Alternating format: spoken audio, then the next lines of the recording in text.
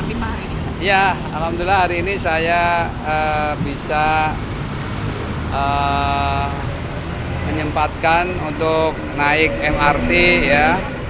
Nah, karena biasanya saya yang sudah langganan tuh KRL ya, Bogor Jakarta itu ya.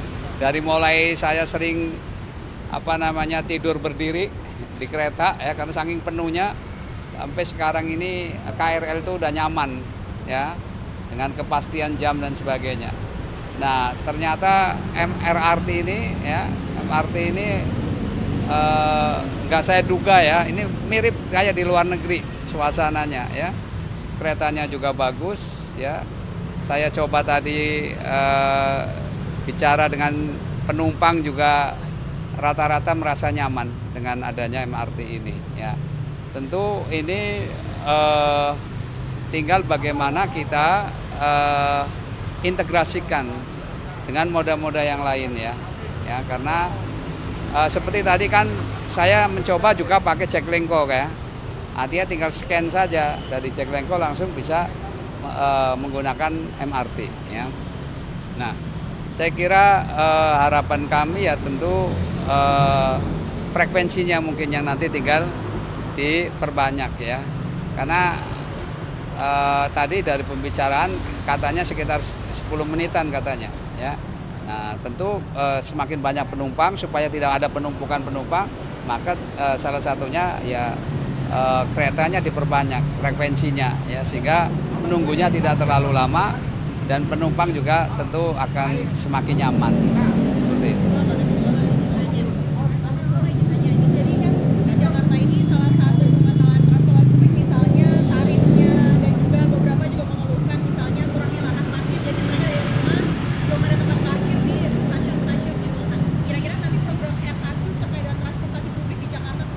Ya, saya kira salah satu yang menjadikan Jakarta macet kan karena ada ya kelas menengah ke atas yang tentu sehari-hari dia memanfaatkan dengan menggunakan mobil pribadi kan, ya.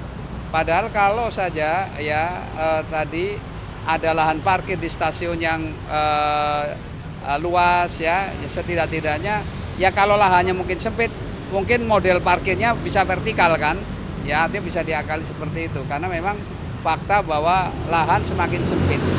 Nah, seperti juga ekopark di Tebet itu kan problem parkir ya. Ini berarti parkirnya mesti vertikal ya. Dan mungkin yang perlu diedukasi nanti justru kelas menengah ke atas ini supaya apa? Mau mencoba MRT seperti ini. Nah, ternyata kepastian waktunya jelas ya, lebih pasti ya. Kemudian juga tidak tidak mengalami stres di jalan dengan mobil pribadi begitu ya.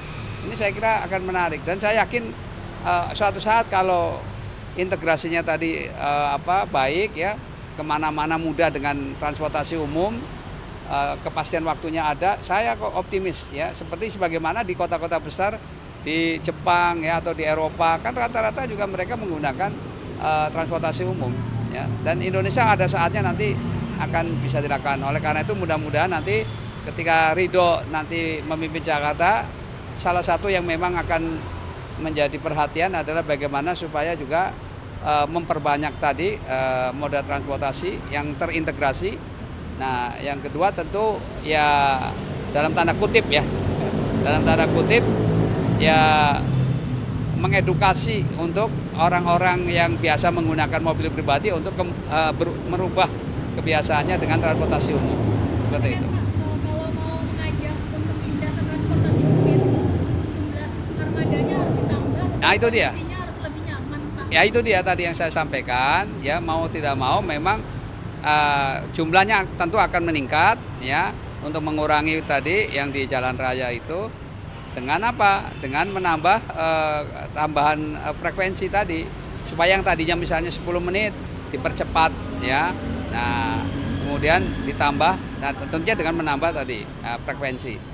Nah, yang kedua ya supaya mengurangi ini juga arus pergerakan orang ya. Nah, diintegrasikan dengan ya aglomerasi itu yang harapannya nanti sekalian sampai dari Bogor ya, dari dari Bogor atau juga sampai ke Bekasi, sampai ke Banten, ya. Nah itu kan diantaranya akan kita lakukan seperti itu. Jadi diperpanjang ya arealnya. Kemudian juga hunian tadi ya. Hunian ini juga kita akan dorong ya supaya rumah-rumah tempat kerjanya dengan rumahnya itu tidak terlalu jauh. Ya, ini juga salah satu yang upaya-upaya lah nanti ke depan yang akan dilakukan.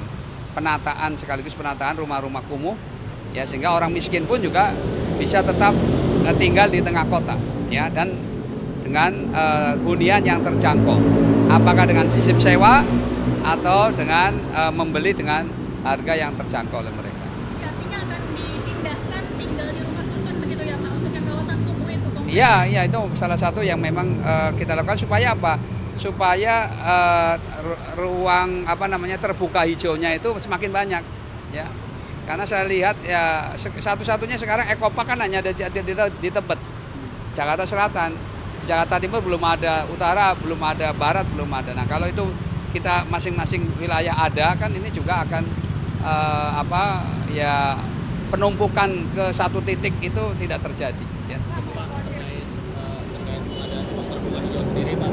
apa? Kalau misalnya nanti terpilih, kebijakannya ke depan akan lebih banyak melibatkan pihak swasta juga atau seperti gimana Pak kolaborasinya? Ya kolaborasi tentu saja ada 3 sektor yang nanti akan kita libatkan kan. Tentu ya pemerintah dalam hal ini tentu adalah public sector yang dia lebih kepada kebijakannya ya. Ya tentu private sector bisa dilibatkan dalam konteks untuk karena dana APBD kan terbatas. Ya pasti partnership itu suatu keniscayaan yang harus dilakukan ya. Jadi tetap kita akan menggait mereka. Intinya mereka bisa tetap untuk mempercepat pengadaan transportasi atau yang lain-lain ya. Semua itu bisa saja dilibatkan. Mau konfirmasi soal rumah susun itu rencananya siapa yang bakal didorong pindah ke sana? Apakah masyarakat miskin, kelas menengah ke atas atau siapa? Dan apakah kebijakan itu wajib atau bersifat sukarelawan gitu? Ya, saya sudah coba dialog ya dengan area atau tempat-tempat di mana masyarakat itu termasuk kategori yang kumuh ya di situ ya. Misalnya Tambora lah atau di Jagalan. Ya, sudah 2 tempat itu yang saya coba kunjungi. Saya coba dialog bahwa mereka kan banyak tempat-tempat yang istilahnya matahari pun nggak bisa sampai ke rumah ya karena saking sempitnya. Nah kalau misalnya area itu dirubah ya ataupun dijadikan ruang terbuka hijau ya, kemudian huniannya itu dia ditempatkan di tempat yang vertikal tadi. Ya, ternyata mereka tidak keberatan ya selama ada kepastian bahwa dia menjadi penghuni di situ gitu ya. Dan itu sebetulnya zaman Pak Sutioso pun pernah dilakukan itu. Yang tadinya tidak mau pada akhirnya ketika dia sudah menikmati tempat itu mereka merasa berterima kasih dengan kebijakan yang dilakukan oleh Pemda DKI waktu itu ya. Nah apalagi ini ya tentu saja kita akan tata yang lebih baik lagi ya. Jadi mereka rata-rata tidak keberatan sepanjang memang intinya begini, pembangunan itu akan diterima oleh masyarakat sepanjang aspek keadilan itu ditegakkan. Sebetulnya itu sih sebetulnya. Ya, asal ada aspek keadilannya ada, kemudian juga memenuhi untuk kepentingan umum, ya, artinya mereka itu mau, ya, bersedia untuk itu. Sus mau menanyakan kemarin kan ada hasil survei dari Poltreking Indonesia. Nah, elektabilitas Pak Sus itu di bawah dari calon wakil gubernur yang lain itu Mas Rano Karno. Responsnya seperti apa Pak Sus? Walaupun kalau digabung elektabilitas Ridho masih ada di posisi teratas Pak. Ya saya kan sejak tidak jadi menteri saya memang bekerja di partai pun di balik apa istilahnya di belakang layar ya. Jadi saya tentu saja baru kali ini setelah ditugaskan untuk menjadi calon wakil gubernur maka baru saya tampil ke publik kembali. Ya wajar lah banyak orang sudah 10 tahun saya tidak tampil ke publik, orang tidak mengenal saya. Saya kira wajar selalu saya. Makanya sekarang ini waktu dalam 2 bulan ini kesempatan kampanye akan saya manfaatkan secara optimal. Nanti lihat saja ya perkembangannya setelah saya coba untuk memperkenalkan diri ya. Yang penting kan pasangan ya, bukan pribadi-pribadi ya. Ya artinya ya kita alhamdulillah bersyukur juga dengan pasangan Pak Ridwan Kamil yang sudah sejak bahkan Pak Ridwan Kamil jauh-jauh hari ya sebelum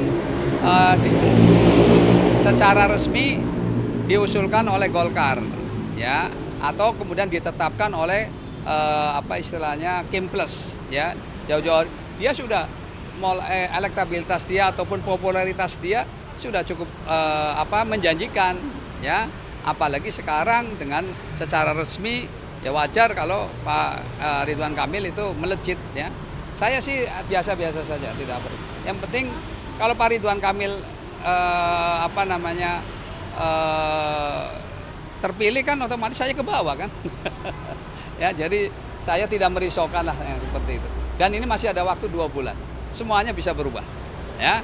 Nanti kita lihat saja. Dari elektabilitas itu Bapak optimis dari elektabilitas. Oh, optimis tetap nggak ada masalah.